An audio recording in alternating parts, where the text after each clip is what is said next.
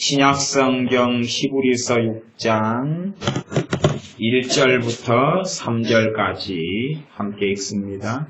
그러므로 우리가 그리스도 도의 초보를 버리고 죽은 행실을 회개함과 하나님께 대한 신앙과 세례들과 안수와 죽은 자의 부활과 영원한 심판에 관한 교훈의 털을 다시 닦지 말고 완전한 데 나아갈지니라. 하나님께서 허락하시면 우리가 이것을 하리라. 아멘. 우리는 참 복된 시대에 살고 있습니다. 왜냐하면 하나님께서 역사에 섭리하시며 간섭하시며 관여하시며 역사하셔서 우리가 구약 39권, 신약 27권이라는 정경 66권이 우리 손에 넘어왔기 때문에 참으로 복된 시대에 살고 있다는 것입니다. 초대교회만 해도 구약 성경 39권만 가지고 있고, 그 다음에 이제 주님의 제자들, 주님의 사도들, 주님께 직접 하신 말씀들, 그 다음에 사도 바울 같은 일을 통하여서 계시로 받은 말씀들, 그래서 복음에 대해서 로마서나 갈라디아서나 증거하고 전하지만, 그러나 신약시대 초대교회 모든 사람들이 다 그 메시지를 들을 수 있었던 게 아니에요. 이게 본질적으로 아마 예루살렘 교회 같으면은 사도 바울이 예루살렘에서 말씀을 갈라디아서나 로마서 같은 말씀을 전해버렸으면 아마 아주 심각한 문제가 벌어져 버렸을 거예요. 이게 예루살렘 교회 같은 경우는 이 믿는 자 수만 명이 있지만 그들은 율법에 열심히 있어요. 아마 야고보 감독이나 또 예루살렘의 장로님들 같은 경우는 말씀을 증거할 때에 최소한은 좀 예루살렘에 있는 유대인들하고 맞는 말씀들을 많이 전했지 않을까 싶어요. 그렇기 때문에 그들은 심각한 트러블이나 문제 없이도 신앙생활을 할 수 있었어요. 사도 바울 같은 이가 말씀을 예루살렘 교회에 와서 증거해버리고 또 우리가 실제로 사도 바울이 복음을 증거하는 것을 사도행전을 통해 봅니다. 그러나 유대인들에게는 심각한 문제가 일어나요. 또 나아가서 유대인에서 일찍부터 어릴 때부터 태어날 때부터 유대인으로 살아왔어. 유대인의 성경 해석, 율법 해석, 율법 이해에 대한 가르침을 늦은 나이까지 받아요. 그 다음에 이제 예수를 믿어요. 그러면 내가 어린 시절부터 배우고 받았던 것을 내가 버릴 수 있느냐는 문제입니다. 사실 현 시대에 많은 사람들이요, 유대인 가운데 예수를 믿게 된 유대인을 영어로는 주라 그럽니다. 주. 그래서 메시아 대신 예수님을 믿은 유대인이다. 그래서 그 말을 다른 말로 메시아닉 주라 그럽니다. 메시아닉 주에 많은 사람이 빠져 있는데 메시아닉 주는 대부분 잘못된 사람들입니다. 그걸 이해 못하면 안 됩니다. 전에 돌아가신 하용규 목사님 같은 경우가 메시아닉 주들에 대한 책들도 도란노에서 많이 내고 또 메시아닉 주 같은 사람들이 이제 랍비로서 목사가 되기도 하고 회심하기도 하지만 그들에 대한 성경 이해나 그들이 받은 경험이나 간증이나 환상이나 간증들 대부분 다 틀렸습니다. 그런 것은 꼭 이해하셔야 됩니다. 말하자면 초대교회에 성령 충만을 받은 메시아닉 주들이 초대교회에 많았습니까? 적었습니까? 많았죠. 많았는데 그들이 잘못된 길을 갔습니까? 바른 길을 갔습니까? 다 잘못된 길을 걸어갔어요. 그러면 지금의 메시아닉 주가 바른 길을 걸어갈 수 있겠느냐는 것입니다. 없어요. 거의 없고 불가능합니다. 오히려 메시아닉 주가요, 이방인 교회에게 배워야 됩니다. 말하자면 메시아닉 주는 역사적으로 항상 있어 왔어요. 소수지만 있어 왔어요. 지금의 이스라엘의 유대인 가운데 한 10,000여 명 넘는 사람만이 아니라 어느 시대든지 예수를 믿는 유대인들은 있어 왔습니다. 그거 없을 수가 없어요. 왜? 그렇다기를 남겨두셨기 때문에요. 있어 왔지만 메시아닉 주 가운데 정말로 성령 충만한 사람들은 사도들, 초대교회의 사도 바울이나 바나바나 이런 디모데나 이런 이들 말고는 없어요. 역사의 무대에서 메시아닉 주 가운데 말씀의 사람, 성령 충만한 사람은 난 적이 없어요. 왜냐하면 그들은 고정관념, 편견, 선입견, 율법에 대한 잘못된 이해, 잘못된 배움 속에 너무 깊이 들어가서 그 뿌리 깊이 막힌 것을 뽑아낼 수가 없는 거예요. 뽑아낼 수 없어요. 사도 바울 같은 경우는 내가 내게 있는 모든, 내게 유익하는 모든 것들을 분투와 배설물로 버리는 삶 속에서야 사실은 가능했어요. 하나님께 사도 바울이 배운 그것들을 가지고 들어 쓰셔서 그로 하여금 더 말씀의 진리 가운데, 복음의 진리 가운데 걸어가게 하시는 것이 그게 가능하셨습니다. 그러나 많은 메시아닉 주들은, 그래서 대부분의 메시아닉 주가 할례당이나 할례파가 되어졌습니다. 그러면 할례당이나 할례파 가운데 복음을 위해 수고하며 진정 하나님의 나라를 위해 수고하는 사람들은 소수를 언급하면서 사도 바울이 이들밖에 없다 그럽니다. 이 소수 말고는 진정으로 예수를 위해 사는 사람, 진정으로 하나님의 나라를 위해 수고하는 사람은 없다 그래요. 누가요? 하나님의 삶 사도 바울이. 또 그것을 하나님이 기록하라는 겁니다. 성경에. 신약 성경에 기록되어져 있는 것이. 그래서 메시아닉 주에 탄장하고 넘어가고 그들의 설교, 그들의 가르침을 받기를 좋아하는 사람들이 많은데, 사실은 오히려 메시아닉 주가 다시 돌아와서 조나단 에드워드나 아니면 스펄전 목사님이나 막 이렇게 깨어있는 과거의 하나님의 사람들에게 오히려 배워야 돼요. 오히려 배우고 자기들 걸 다 비우고 버려야 됩니다.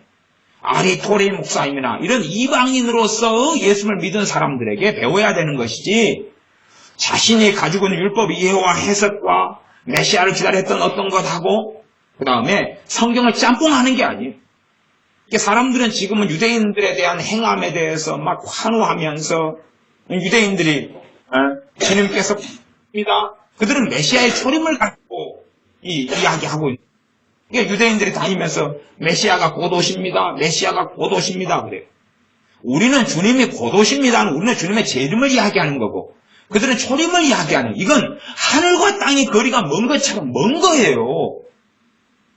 유대인들이 메시아가 곧 오십니다. 그것은 뭐냐 하면 예수님이 메시아가 아님을 부정하는 주장이고 말이거든요. 선언이거든요. 그걸 들으면서 와, 유대인들이 이렇게 전도하네. 우리도 똑같이 전도해야지. 광증에 빠진 사람들이 있는데, 유대인들이 메시아가 오십니다 하는 것은 뭐냐 하면 자신을 사신 예수 그리스도를 부정하는 그런 주장인 거예요. 그게 어떻게 같다고 생각하면서 정신 나간 소리를 합니까? 나는 이 시대가 어떤 시대인지 도무지 이해할 수가 없는 거예요. 머리에 총 맞고 광증에 빠진 시대같이 보여요. 얼마나 광증에 빠졌는지 모르겠어요.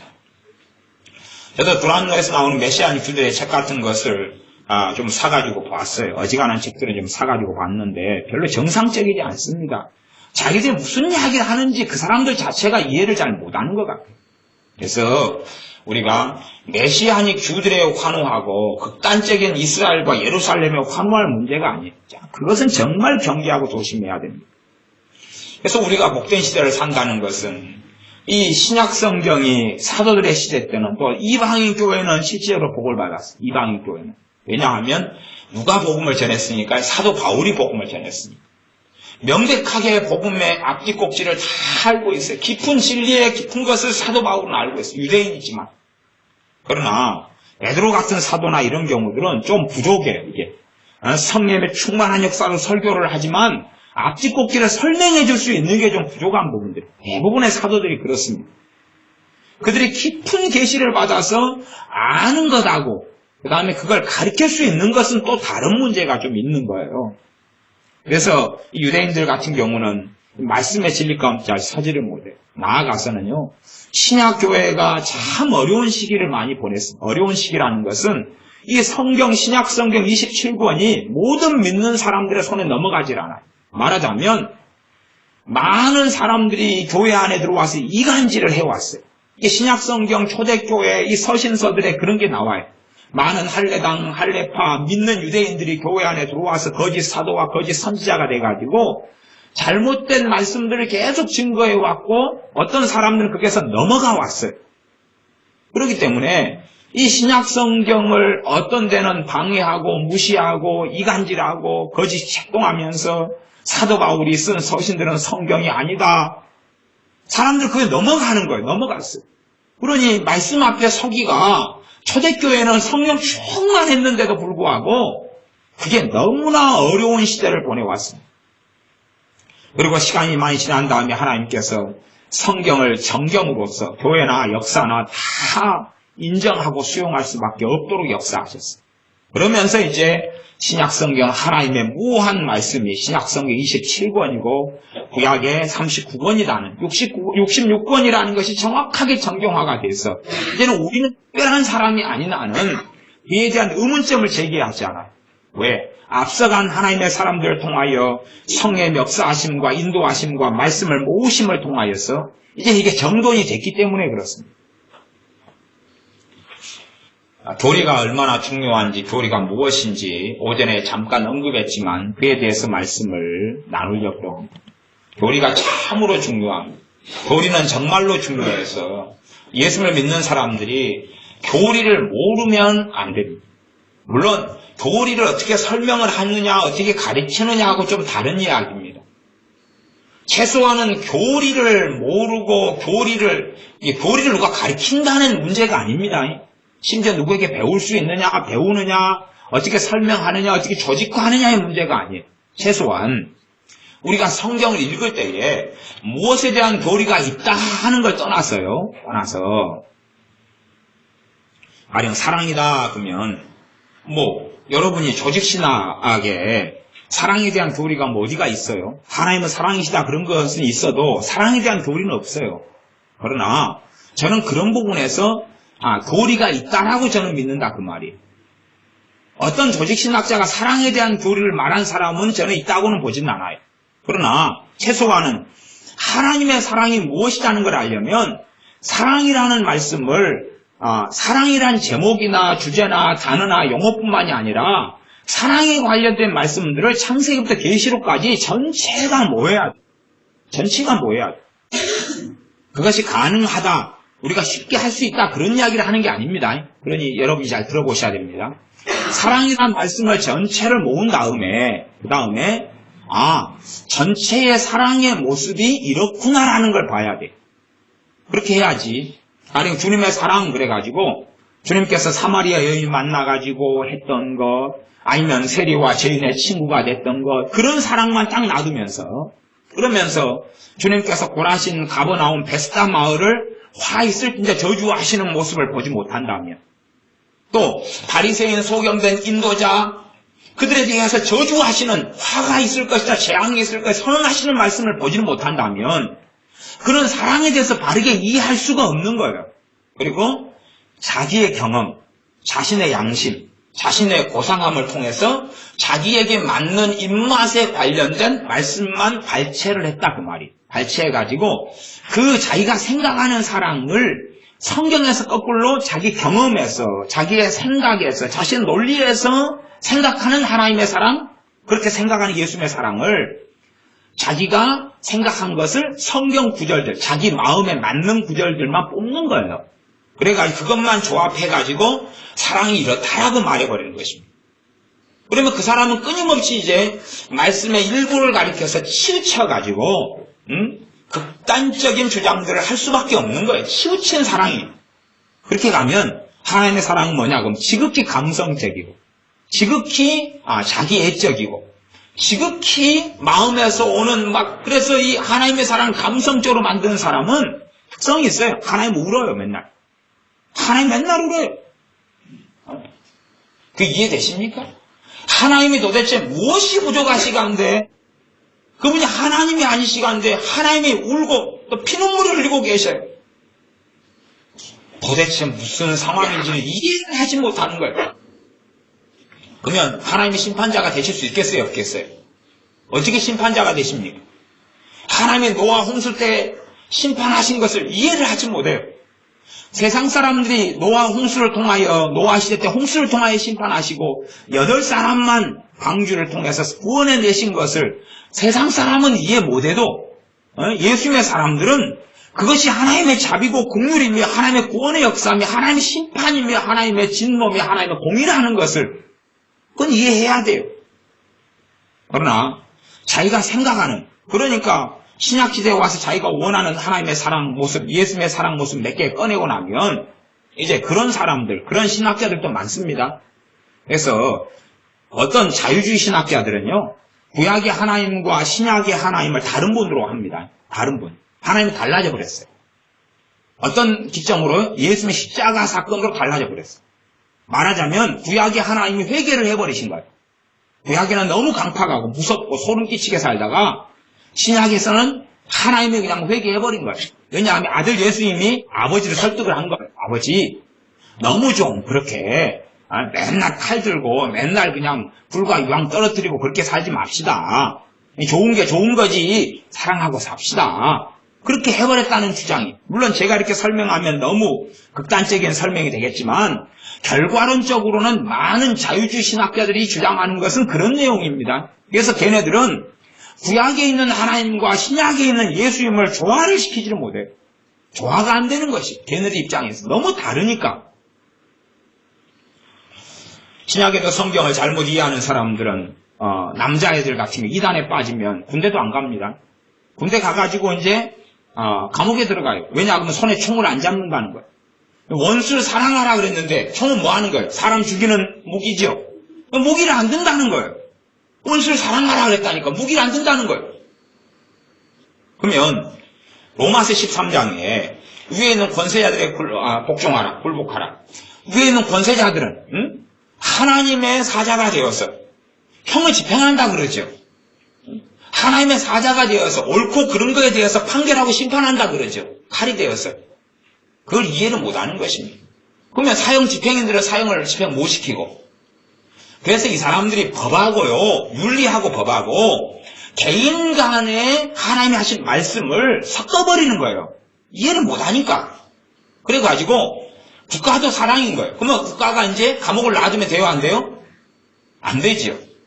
물론 감옥에 가둬요. 사랑해야지. 그러면 내 자식을 죽인 살인마가 있어요. 그 다음 칼 들고 이제 또 다른 자식을 죽이려고 그래요. 그러니까 사랑해주면 되겠네요. 그치요? 더 죽이라고. 혹시 배고프냐고 물어보세요. 첫째 자식을 죽인 다음 둘째 자식 죽이려는데 이 살인마가 배가 고픈 거예요. 아이고, 네 자식 죽이려는데 힘이 없어. 아, 그래요? 빵 사드릴게. 잠깐 기다리세요. 빵 먹이고 힘내서 또 죽이세요. 알았어. 죽이고. 이거 니를 죽이려고 그러는데 힘이 또 빠졌네. 뭐 먹고 싶으세요? 나 콜라 시원한 거 먹고 싶어. 알았어? 그리고 콜라 시원하고 원샷하고. 어이구, 힘난다. 니도 죽이고 니 마누라도 죽이고. 사랑이니까. 그런 식의 이해를 하나님의 사랑에 대해서 하는 사람이 많은 거예요. 시대가 많아요. 교리는 정말 중요합니다. 이게 교리를 어떤 사람이 무시하고 교리를 무너뜨리고 교리를, 바른 교리를 찾아가는 건 중요한 거예요. 살아있는 교리, 생명 있는 성령님의 역사하심 속에 있는 바른 교리를 찾아가는 건 가치가 있고 중요해요. 그런 말이 아니라 교리는 시적인 거고, 교리는 시적인 거고, 교리는 이상한 거고, 교리는 잘못된 거고 하면서 교리를 터부시하는 사람들은, 그 사람은 두 중에 하나입니다. 하나는 그 사람이 잘못된 주장을 가지고 있는 사람이든지 숨기고 있는 거예요. 또 하나는 상식이 없는 거예요. 무식하고 문해충이고 전응하고 그런 것이 무식한 사람이에요. 교리는 뭐냐 그러면 어떤 한 주제에 대하여 성경이 전반적으로 말씀한 것을 모아가지고 보는 거예요. 모아가지고 보면서 균형되게 서로 상호 조합되고 하나 되고 이해되고 이 말씀이 이쪽 말씀을 부인하는 가운데서 해석되고, 말씀이 말씀을 제재해야 하는 것이 제재. 사랑에 대한 말씀이다 그러면 전체를 다 모아요. 그러면 악한 동물을 사귀라 해서 사귀지 마라 그랬어요? 사귀지 마라 그랬죠. 그러면 그건 잠언에서나 구약에서만이 아니라 어디에서 그럽니까? 신약에서도 그래요. 신약에서 주님께서 거룩한 것을 돼지에게 주지 말아라 그랬어요. 그런 주님께서 사랑을 이야기하셨어요. 그러니까 그렇게 다 모은 다음에 사랑이라는 주제 가운데 예수님의 사랑, 또 더 다른 소주제로 넘어갔어요. 예수님의 사랑이다 그러면 주님께서 어떤 방식으로 사랑하셨고 어떨 때는 우리 눈에 보기에는 전혀 사랑이 아닌 것을 행하셨냐까지 보셔야지만이 주님의 사랑의 얼굴을 좀 볼 수 있다 그 말이에요.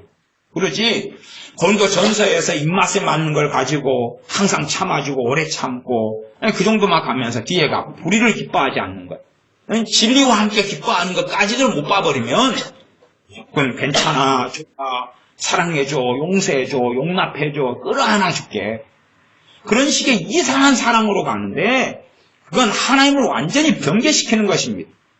사랑에 대해서 누가 이해를 하지 못한다는 것은 사실은 하나님에 대해서 잘 이해하지 못한다는 것하고 똑같은 것입니다. 왜냐하면 하나님은 사랑이신데, 하나님이 사랑이시며 하나님은 소멸하는 분리십니다.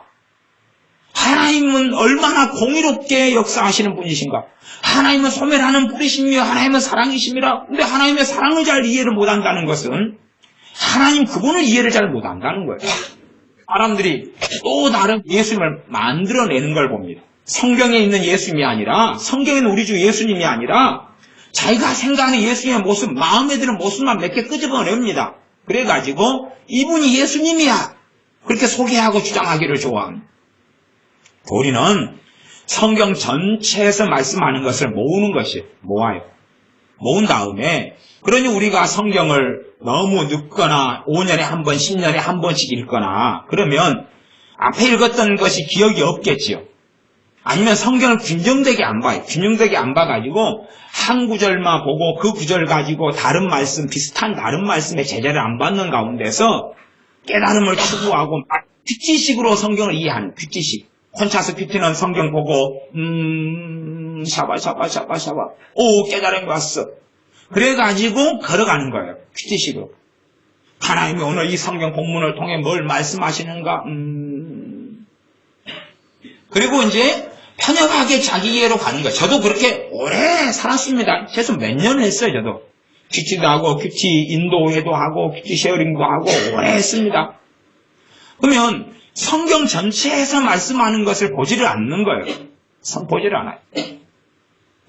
저는 이제 성경이 전체에서 말씀하는 걸 언제부터 저는 보기 시작했냐, 92년도부터 보기 시작했어요. 그 전까지는 이게 저도 옛날에는 성구사전 같은 걸 구하기가 어려워요. 성구사전 같은 거 살려면 비싸고, 성구사전이 있으면 사랑, 그러면 사랑만 딱 여기면 어지간하게 성경에서 사랑이라는 단어는 쭉 100%는 아니어도 많이 나왔잖아요. 많이 나왔어, 사랑이란. 그걸 전체를 볼 수가 있는 거예요. 아, 이 부분은 사랑에 대해서 이렇게, 요 구절은 요렇게, 저 구절은 저렇게. 그러니까 예수 믿는 사람의 필독이 아니라 아주 그냥 필수적으로 가지고 있어야 될 책 중에 하나가 성구사전이에요. 성구사전. 그 다음에 성경사전.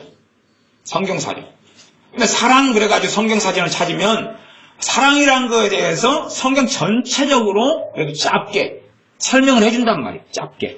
그러나 전체적으로 여기선 사랑이 뭐라 나왔고, 여기선 사랑이 뭐라 나왔고, 여기선 사랑이 뭐라 나왔고. 가령 성령 하나님에 대해서 성경사전이 있어가지고 성령 혹은 성령님 이렇게 찾으면 성경사전에서 구약에서 성령님 어떻게 나타나셨고, 신약은 어떻게 나타나셨고, 성령님의 역할이 뭐고, 성령님이 어떻게 역사하셨고, 성령님의 은사가 뭐고, 한 장, 두 장에 걸쳐서 구절들은 다 모아놨어요. 이렇게 모아놨어요. 그것만이라도 이렇게 보면 여기는 이렇게, 여기는 이렇게, 여기는 이렇게 나왔네. 그 다음에 예수님에 대해서 찾으면 성경사전 아무거나도 이단이 아닌 것은 어지간한 갖다 놓고 보면 예수님에 대해서 구약에서는 여호와의 사자로 해가지고 이렇게 이 구절 이렇게 나타나셨네, 이렇게 행하셨네. 그러면서 이제 아들로서 이렇게 그분이 창조하셨네. 히브리서 이렇게 신약에서 요한복음에서 또 어디에서 이렇게 전체 구절이 딱 나왔어요. 그 정도 보면 이제 성경에서 그래도 출발은 내가 한다 그럴 수 있는 거예요. 출발은 한다. 그래서 저는 이 성구사전을 이제 가지게 된 지가 95년에 가졌어요. 그전에는 이 성구사전도 잘 모르고 또 누가 가르쳐주지도 않을 뿐만 아니라 제가 그걸 몰라요. 모를 뿐만 아니라 그런 사전료가 비싸가지고 살 엄두를 잘 못 내고 살았어요. 그러다가 이제 한 95년 돼가지고 겨우 이걸 구했어요. 그전에는 이제 감사하게 92년 같은 데는 이제 컴퓨터가 발달하기 시작하니까 컴퓨터 성경 프로그램이 나왔어요. 성경 프로그램이 있어서요. 소프트화가 됐어요. 소프트화가 뭐냐 그러면 주제별로 이걸 모을 수 있었어요. 그러면 복을 딱 치면 창세기부터 계시록까지 일단 개역 성경에서 복이라고 나온 성경을 쫙 해요. 그러니까 저는 그것을 다 프린트했어요. 옛날에 그래서 프린트하는데 돈 좀 많이 들었습니다. 그 복이라는 게 있으면 다 프린트를 했어요. 갖고 프린트 해가지고 그걸 다 읽었어요. 밑줄을 보면서 이 복. 그 다음에 성령님에 대해서 구약에는 성신이라고 그러고 신약에는 성령이라고 그러고 영이라는 단어가 있으니까 영을 쫙 프린트하니까 하나님의 영, 때로는 하나님의 영 우리가 프린트를 다 하고 성신 프린트를 다 해가지고 소프트화시켜 프린트를 해서 계속 읽어가지고. 왜 그때는 성구 사진이 없었어가지고. 소트화해가지고 92년도부터 이제 그렇게 성경을 보기 시작했어. 이게 주제별로 소트화해가지고. 그렇게 되니까 이제, 내가 이렇게 이쪽 구절만 가지고 내 마음대로 이렇게 해석하고 이해하는 부분이 있는데, 이쪽 구절은 그렇게 하지 않네. 이쪽 구절은 내가 이쪽 해석에 대해서, 이 잘했어. 그래주고. 근데 또 어떤 구절은, 이 잘 못했어. 그거 아니야. 제재를 해주는 것들을 발견하게 됐다. 그런 말이에요. 그렇게 우리가 어떤 교리서를 가지고, 조직신학의 교리서를 가지고 공부하지 않는다 그래도, 최소한의 교리라는 게 조직신학에만 있는 게 아니라, 우리가 어떤 주제에 대하여, 하나님의 중요시 여기는 말씀의 주제에 대하여, 창세기부터 계시록까지 전반적으로 볼 수 있으면서, 그거에 대해서 깨닫고 있는 것, 알고 있는 것, 최소한의 이해라도 하고 있는 것을 교리다 그런다, 그 말이에요. 한 구절이 나무고, 한 나무가 성경의 한 구절이라면, 숲을 구성하고 있는 게 이것이 교리다, 그 말이에요. 그러니 사실은 교리를 무시하는 사람은 뭘 무시하냐 그러면 성경 한 주제에 대한 여러 성경 구절의 모임을 교리다 그래요. 거기에서 필연적으로 뭐가 나옵니까? 교리가 나와요. 그냥 성경 구절만 모아놓은 것이 교리가 되는 게 아니라 어떤 주제에 대한 성경 구절에 모이면 거기에서 뭐가 나오게 되냐 그러면 기승전결 논리가 나오고 어떤 거 풀 수 없는 이야기가 되기도 하지만 거기에서 이제 마땅하게 나오는 것이 교리다 그 말이에요. 교리를 인정하지 않는다는 사람은 결국은 하나님의 말씀을 부정하는 사람이다 그 말이에요. 그러면 어떤 교리들에 대해서는 검증을 해야 됩니다. 뭐에 대해서요? 말씀을 가지고 어떤 교리가 나왔는데 이 교리가 맞느냐 틀리냐 검증을 해야 돼요. 말씀을 가지고. 가령 제가 목사고시 시험을 볼 때 문제 중에 하나가 뭐냐 하면 성경의 사도를 13명을 쓰라. 그리고 사도의 조건이 무엇인가 쓰라 그랬어요. 그러면 사도의 13명이면 예수 메시아 12명 가운데 가룟유다 빠지고 마띠아가 들어가고 그 다음에 사도 바울까지예요. 그 다음에 조건은 뭐냐 그러면 사도행전 1장에 있는 베드로 사도가 마띠아를 뽑으면서 조건을 제시했어요. 그게 시험 문제였어요. 그러니까 이제 말하자면 그 문제를 낸 사람이나 또 신학교에서는 사도는 13명만 있었다고 가르친다 그 말이에요. 그러니까 목사고시 이렇게 나왔는데 시험 문제 낸 사람한테 당신 틀렸다고 제가 달라든 이유가 뭐가 있어요? 원하는 입맛대로 써주는 거죠. 그러나 그러면 바나바는 사도예요? 아니에요? 사도인 거예요. 그러니까 성부사전에 바나바 찾아보면은 바나바에 대해서 사도라고 말한 내용의 구절이 쫙 나와요. 성경에 바나바도 사도라고 이야기해요. 그러니까 13사도만 될 수 있어요? 없어요? 될 수가 없는 거죠. 그렇게 명백하게 성경을 가지고 너 틀렸어. 이렇게 증명하면 된다 그 말이에요.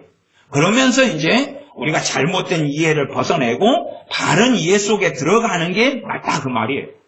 예를 들어서 선지자 시대는 구약까지였어. 구약까지가 선지자 시대였어. 또 제가 배운 신학 가운데 하나가 그런 게 있었거든요. 참 신학교가 하면 이상한 걸 가르쳐요. 구약까지 선지자 시대였어. 근데 신약 성경을 펼쳐보니까 선지자가 나와요. 안나 선지자하고 시므온 선지자, 이런 시므의 선지자 이런 게 나와요. 그러니까 시므온 선지자 이런 게 나오니까 이제 그렇게 생각할 수 있어요. 그러면 예수님 십자가 때까지가 선지자였고 그 다음에는 없어. 근데 사도행전 보니까 또 선지자가 나와요. 그러죠? 안디옥 교회에 선지자들과 교사들이 있었어요. 여기에서 논리를 또 가지고 그러면 성경 완성될 때까지만 선지자가 있었어. 그렇게 봤는데 요한계시를 보니까 나중에 두 선지자가 마지막 때 온다는 거예요. 그러면 선지자가 나중에도 있는 거예요? 없는 거예요? 있는 거죠. 그러니까 선지자 시대는 끝났어. 근데 요한계시록에 말세에 되어질 일에서 7년 대환란 때 선지자가 2명이 튀어나와요. 그러니까 이게 아니네? 잘못된 결론, 잘못된 거에 대해서 성경을 가지고 우리가 잘 읽고 잘 깨닫고 알면 잘못된 교리, 잘못된 주장에 대해서 이게 잘못됐어 이거. 성경이 잘못됐다고 말씀해. 이제 이렇게 할 수 있다 그런 말이에요. 성경을 가지고. 그러면서 바른 교리 속에 바른 말씀을 아는 속에 들어가는 건 너무 중요해요. 그러나 교리가 어떤 교리는 이상하고 어떤 교리는 어그러져 있다 해서 모든 교리에 대한 터부시나 교리에 대한 무시나 교리가 틀렸다고 사람이 인본주의적인 것이라고 주장하는 것은 끔찍한 참사입니다.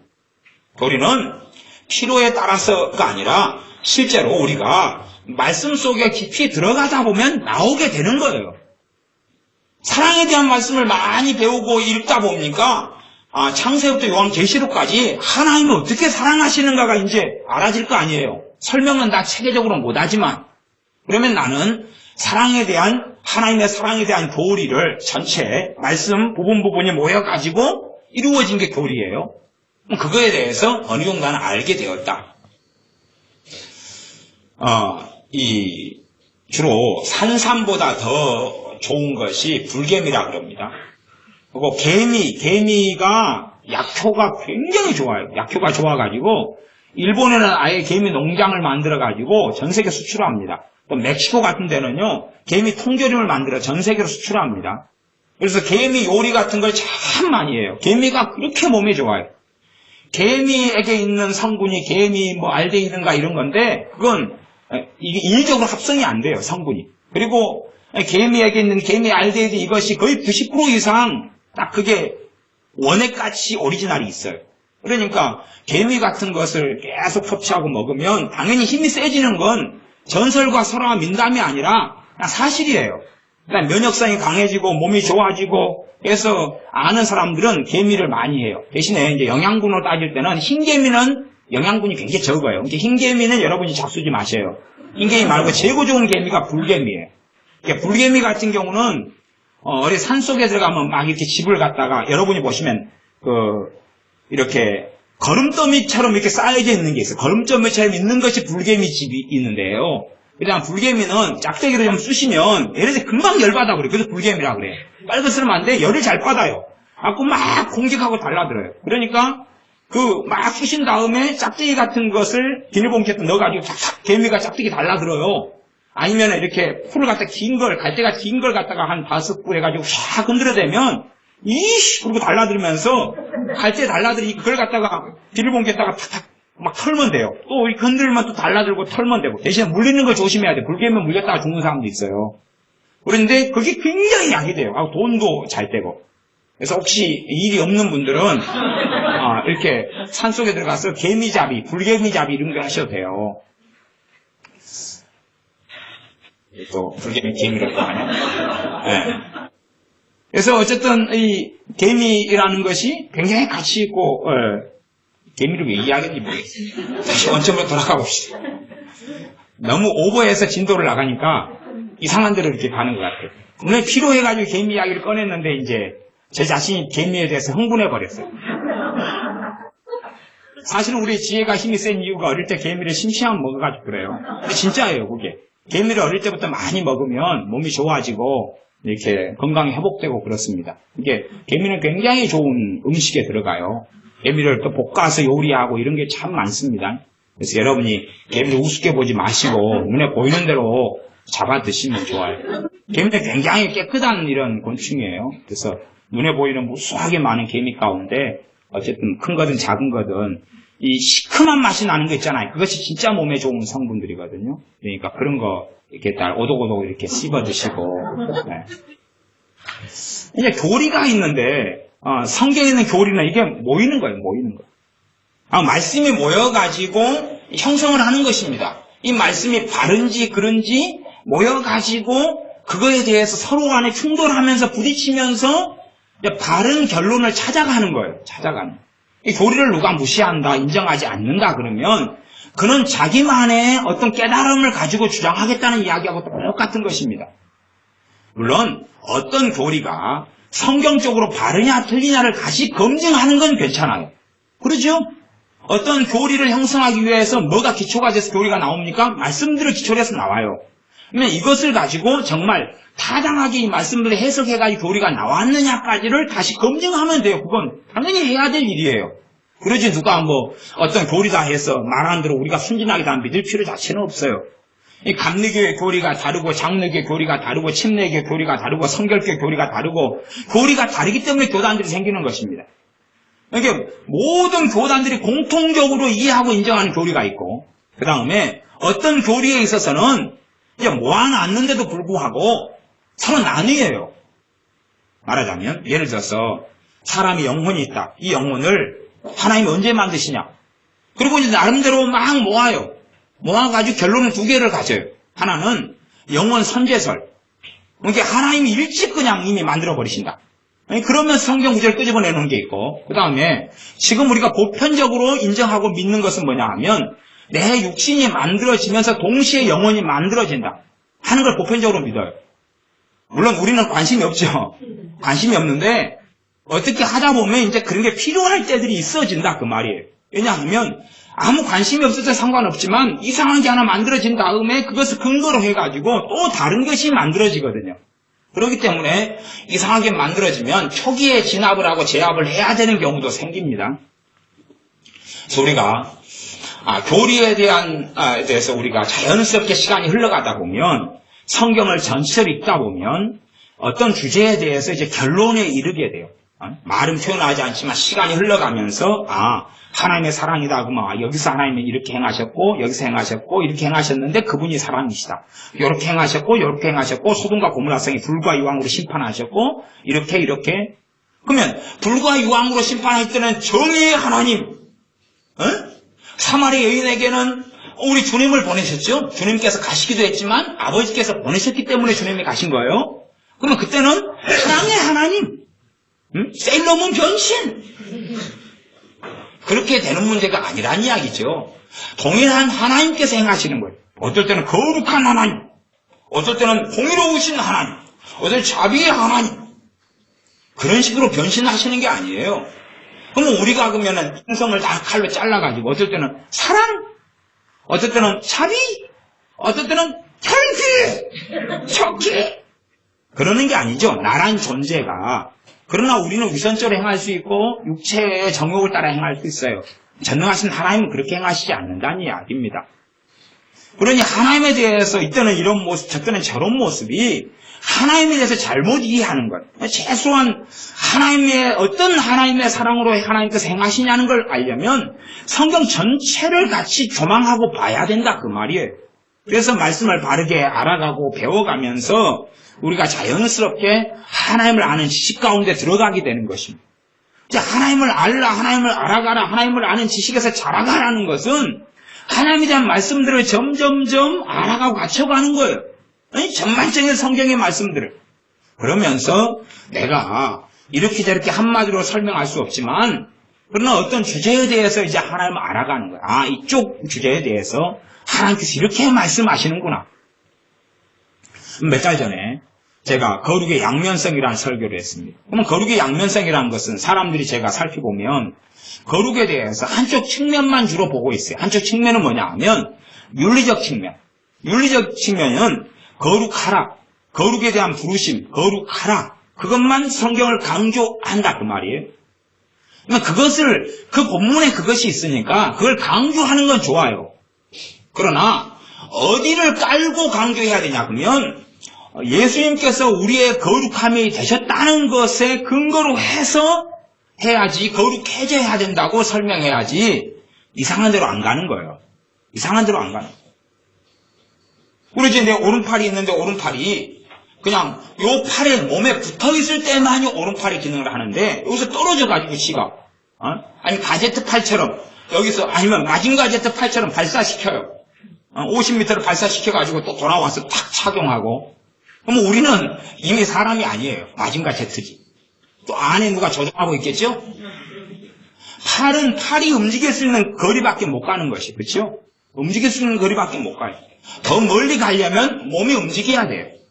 이 팔이 우리 몸에 붙어 있어야지 살아있는 거예요. 붙어 있어야지. 떨어지고 나면 조금 지나면 죽어버리고 말지. 하나님의 말씀이 다른 말씀과 상호 연관성 속에서 같이 붙어 있어야 되는 거예요. 그런데 떨어뜨려가지고 극단적인 주장을 하면 심각하고 위험하게 됩니다. 우리가 말씀 안에 자라가는 것은 한 주제의 말씀에 대하여 이제 두루두루 보게 된다는 이야기입니다. 거룩함에 대해서는 주님이 내 거룩함이 되셨다는 말씀, 거룩하게 하셨다는 말씀도 있어요. 주께서 나를 거룩하게 하시고 깨끗하게 하셨다. 그 다음에 거룩해져라. 이걸 다 알고 있는 가운데서 거룩해지라는 걸 설명하는 거예요. 그러려면 너무 많이 오버해가지고 멀리 가려는 걸 제재를 할 거 아니에요. 그렇죠?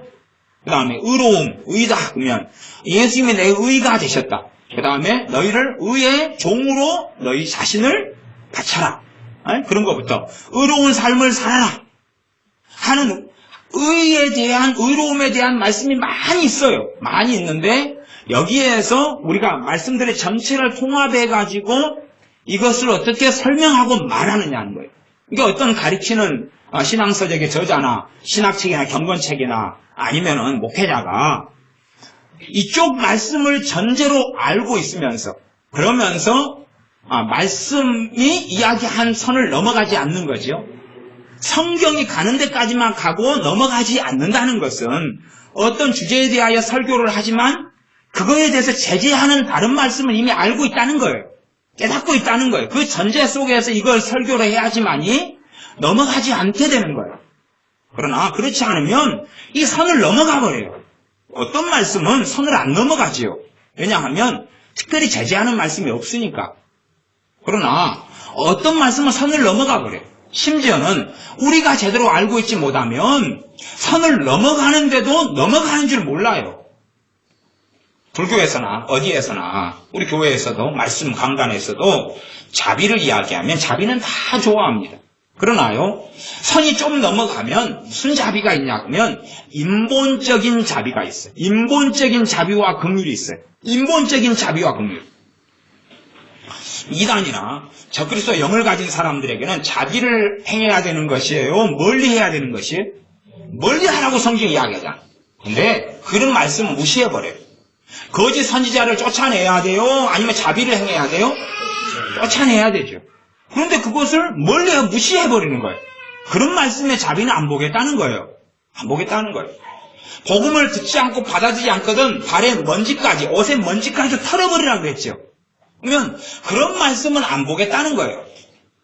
그런 말씀을 이야기하면 안 믿는 사람들이나 정욕적인 사람들은 좋아합니까? 안 좋아합니까? 안 좋아해요.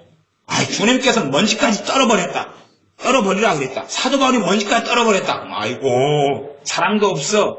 조금만 더 참아주지. 왜 이리 강팍할까? 그럴 거 아닙니까? 근데 그런 사람도 끌어안았다. 또 끌어안았다. 또 끌어안았다. 칼로 배를 한번 찔렀더니 또 끌어안았다. 칼로 옆구리 찔렀더니 또 끌어안았다. 칼로 뒤통수를 한번 찔렀더니 또 끌어안았다. 그랬더니 회개했다. 간증을 합니다. 할렐루야, 성공했다. 꽥 죽어요, 이제. 응? 그러면 사람들이 볼 때는 성인으로 추앙할 것 아닙니까? 그러지 않습니까? 우리 주님께서 행하신 걸 보면요, 이 유대인들이 왜 주님을 많이 영접하지 않았냐 그러면 성인으로 추앙할 모습이 있고 안 추앙할 모습이 있는 거예요. 이해되십니까? 성전에 가가지고 뒤집어 엎어버리셨어요. 성인으로 추앙이 됩니까? 안 됩니까? 안 되지요. 오히려 성전에 가가지고 소가 똥 싸놓고 양이 똥 싸놓으면 똥 치러 다니셔야 돼요.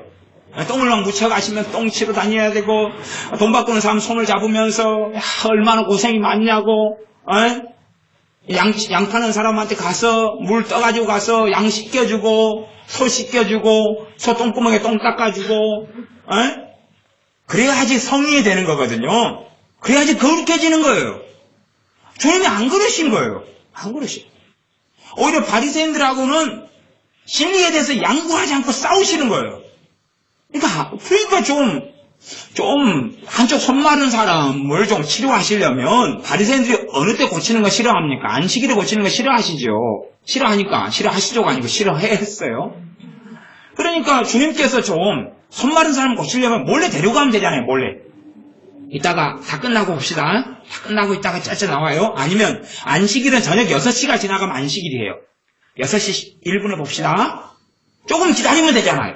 조금만 몇 시간만 기다리면 바리새인들이 성길 날 일이 있어요? 없어요? 없고 시험 들 일이 없잖아요. 그러니까 주님께서 바리새인들도 끌어안고 한쪽 손 마른 사람도 끌어안고 어차피 오랜 세월 살아왔는데 몇 시간만 참으면 되잖아요. 문제 안 일으키고.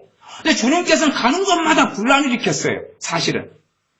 그러면서 내가 너희에게 화평을 주러 온 줄로 아느냐? 난 검을 주러 왔다고 말씀하죠. 너희 가정에도 검을 주러 왔다. 그래서 이 부모와 자식이, 그 다음에 엄마와 딸이 시어머니와 며느리가 나 때문에 불화하게 될 것이다 그랬어요. 그런데 사람들은 그래서 주님을 볼 때에 선지자한 것도 같고 귀신도 쫓아내고 병도 고치고 오병이어 기적도 행하고 메시아인 것 같은데 한쪽에서는 또 메시아의 모습이 아닌 거예요. 자기가 생각하는 성인의 모습이 아니에요. 주님이. 그러면 우리가 사도 바울을 한번 추격을 해봐요. 사도 바울을 추격해 가면 사도 바울이 대단한 성인처럼 보입니까? 안 보입니까? 안 보입니다.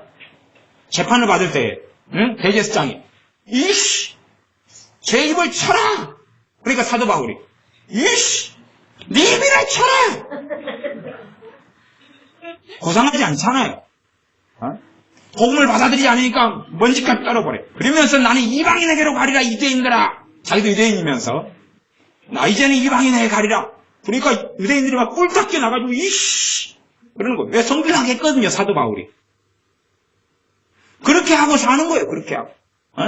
바에스로 한 사람이 박수가 복음을 자한테 방해를 하니까 이씨 소경이 될지어다. 소경을 만들어버려요.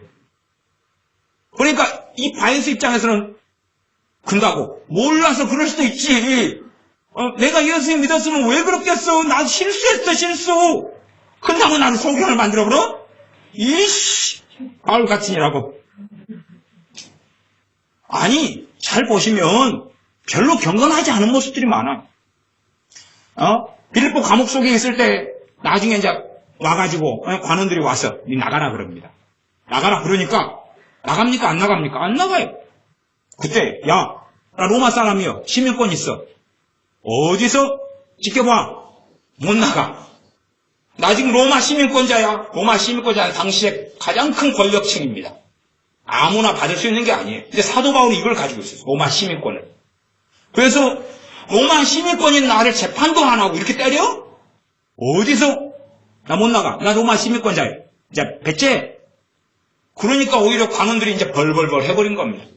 갖고 알았습니다 하고 이제 높은 사람 와가지고 아이고 좀 제발 좀 봐주세요. 봐주세요. 미안해요. 좀 나가주시면 안 될까요? 그러면 그렇게 볼 때는 사도 바울이 성인처럼 보입니까? 안 그렇습니다. 성인처럼 안 보여요. 한번 나가달라 그러니까 또 사도 바울이 그냥 나갑니까? 안 나가요. 자주 항상 루디아 집에도 방문하고 여기도 가가지고 이제 평안하게 나 이제 갈랍니다. 그리고 여유롭게 행동하니까 간수들의 입장이 벌벌벌 하는 거예요. 빨리 좀 나가달라니까 여기도 다니고 저기도 다니고 할 짓 다 하고 다니네. 그냥 우리 속은 내간댕이 녹아 죽겠는데. 성인처럼 그렇게 안 행합니다. 그러니까 사람들은 예수 믿으면 성인처럼 산다고 생각하는 그 성인의 기준이 어디에 있습니까? 성경에 없어요. 그걸 인본주의적인 긍휼, 인본주의적인 자비, 인본주의적인 사랑이라 그럽니다. 하나님의 말씀하고 모여가지고 같이 대조를 안 해보는 거예요. 안 해보고 몇 가지 말씀에 빠지는 거예요. 왜 간디가 예수님을 안 믿었는지 줄 압니까? 간디는요 산상수는 몇 개에 빠져버린 거예요. 갖고 자기가 생각하는 신자의 모습이 있어요. 그런데 예수 믿는다는 사람들이 자기가 생각하는 산상수훈에서 이야기하는 신자의 모습들을 안 살거든요. 간디가 왜 무저항운동을 했는지 압니까? 산상수훈 보고 너무 감화를 받아서 그래요. 감화를 받았는데 산상수훈을 보면서 감화를 받아서 산상수훈에는 무저항이거든요. 오림국 가면 치거든 한편판도 또 대주는 거예요. 그치요? 감화를 받았어. 무저항운동을 했어요. 인도의 그 13억의 지도자로서 11억의 지도자로서. 근데 신기한 건요. 그래놓고 예수님은 안 믿었습니다. 왜냐하면 그러면 예수님을 제대로 믿지 않은 사람이 산상수훈을 제대로 해석할 수 있겠어요? 없겠어요? 없습니다. 왜냐하면 주님이 없는 사람은 성령님의 일을 받을 수 없기 때문에 그렇습니다. 그 사람이 해석한 산상수훈, 이해한 산상수훈이 있어요. 그러면서 사람들이 그렇게 계속 평생 이야기했습니다. 왜 당신들은 성경대로 안 사냐? 왜 당신들이 이걸 때리면 이걸 들이대야지. 걷어줘 그러면 속은 벗어내고 속을 쪼그면 벗어내야 되는데 안 그런 거예요. 왜 너희들은 예수님 믿는다고 하는데 예수님을 제자로 안 행하냐? 산상수는 그렇게 쉽게 이해될 수 있는 문제가 아니거든요. 그런데 그것을 가지고 자기 마음대로 해석한 다음에 이제 나는 진짜 이 말씀을 지키는 사람을 못 봤다. 진짜 지키는 사람이 누가 있냐는 것입니다. 그래서 얼토당토 하는 이해와 해석 속에 간디가 들어갑니다. 그는 누구보다도 더 인도 사람들 사랑해서 살아왔죠. 그러나 그는 참된 예수님의 사람은 될 수 없었던 건 당연합니다. 그래서 하나님의 말씀을 다 전체적으로 이렇게 살펴보고 믿음이 성장할수록 내가 했던 어린아이적인 이해를 다른 말씀을 깨닫고 알아가면서 이 어린아이적인 이해를 이제는 바른 이해와 건강한 이해와 성장한 이해로 바꿔가는 것입니다. 물론 어린아이 때 성령 충만하고 은혜 속에 살아갈수록 주님께서 방향을 잡아가시는 것도 사실이에요. 잡아가시는 게 사실이에요. 그러나 우리가 하나님 말씀을 무지하게 되어지고 무관심하게 되어지면 이상한 예수님을 믿어요. 그러니까 말은 똑같은 예수님이고 말은 똑같은 하나님이에요. 근데 하나님에 대해서 하나도 몰라요. 예수님에 대해서 하나도 몰라요. 그리고 이제 하나님을 믿고 예수를 믿는다는 거예요. 그러니까 하나님의 말씀은 알아가야 된다고 말씀하는데 알아가질 않아요. 하나님 말씀을 통해 한 주제와 한 내용이다 그러면 전체의 성경의 내용들을 통해서 균형되게 바르게 이해하는 것. 말씀이 가는 데까지만 가고 멈추는 것. 다른 말씀이 이쪽 말씀에 잘못된 해석을 갈 때 제재를 하는 것. 그렇게 해서 이제 이루어져 가고 깨달아가고 알아가는 것을 이걸 교리라고 이야기해요. 교리라고 이야기해요. 그래서 어떤 교리는 교단이나 교파가 나뉘는 것처럼 말씀을 모아놨는데 한 세 가지로 해석이 이해가 될 수 있어요. 세 가지. 똑같이 말씀을 모아놨는데 이쪽 이해, 이쪽 이해, 이쪽 이해로 나올 수도 있어요. 어떤 것은 모아놨는데 단 하나의 결론만 나와요. 가령 삼위일체 하나님이다 그러면 보통 이제 교회사 속에서 중세교회에서부터 로마 가톨릭으로 봅니다. 그러면 초대교회를 언제까지냐 그러면 주로 AD 600년까지가 초대교회로 봅니다. 더 빨리 보는 사람은 500년이에요. AD 600년까지가 초대교회입니다. 이걸 고대 교회라 그러고 고대 교회사라 그러기도 합니다. 주님이 땅에 오신 다음부터 언제까지요? 한 600년까지. 600년부터 1500년까지를 중세시대라 그래요. 1500년부터 이제 종교개혁기라 그러고 중세시대 마지막에 종교개혁의 여명기라 그럽니다. 그러면서 이제 위클리프부터 많은 종교개혁자들이 일어났다가 1517년 루터를 통해서 종교개혁이 일어나요. 그러면 하나님에 대해서 특별히 그 앞에는 예수님에 대한 이해에 있어서 문제가 많이 벌어졌고 구원에 대한 이해에서 문제가 많이 벌어졌다가 그 전부터 그랬지만 집중적으로 하나님이 어떤 하나님이냐 막 문제가 벌어지고 이단이 만들어지고 개싸움이 일어나고 막 이럴 때가 이제 점점점 있어 왔다가 전반적인 문제가 한 300년이 돼가지고 일어났습니다. 300년 정도 돼가지고 이 아리우스라는 장로가 주장한 하나님에 대한 이해를 했어요. 하나님에 대한 이해가 자기는 삼위일체 하나님을 믿는다. 근데 그 하나님이 그런 거예요. 말하자면 존재가 한 존재. 그러니까 우리는 삼위일체를 믿는다는 이야기는 아버지, 아들, 성령 하나님께서 한 본체시다는 이야기. 한 본체. 일체란 말은 한 본질이다 그 말이. 한 본질. 헬라어로나 라틴어로 뭐라고 말하든지 간에 아버지 하나님, 아들 하나님, 성령 하나님이 다른 분이시고 첫째는 그겁니다. 다르시고 구별되어 있고 다르시고 그 다음에 한 본질, 한 하나님이시다. 그걸 하나이시다 그렇게 말씀해요. 결국은 성경을 다 모았는데 그 결론에 이른 것입니다. 왜냐하면 이것 때문에 이단이 너무 많이 만들어졌거든요. 이단이 너무 많이 만들어 문제가 벌어지다가 아주 클라이막스에는 아리우스라는 사람이 나타났어요. 그래가지고 하나님에 대해서 말하자면 이걸 양태론이라는 양태론부터 시작해서 일신론 그 다음에 자기는 아리우스니까 뭘 주장했겠어요? 아리우스주의를 주장했어요. 아리우스주의. 일신론, 양태론이 많이 만들어지고 그러면서 이걸 조금 끄집어 들어오면서 아리우스주의라는 자기가 생각하는 하나님에 대한 이해를 막 가르쳤어요. 이 사람은 정치력이 있는 사람이었습니다. 힘이 있는 사람이에요. 권력이 있는 사람이에요. 추종하는 세력이 많았어요.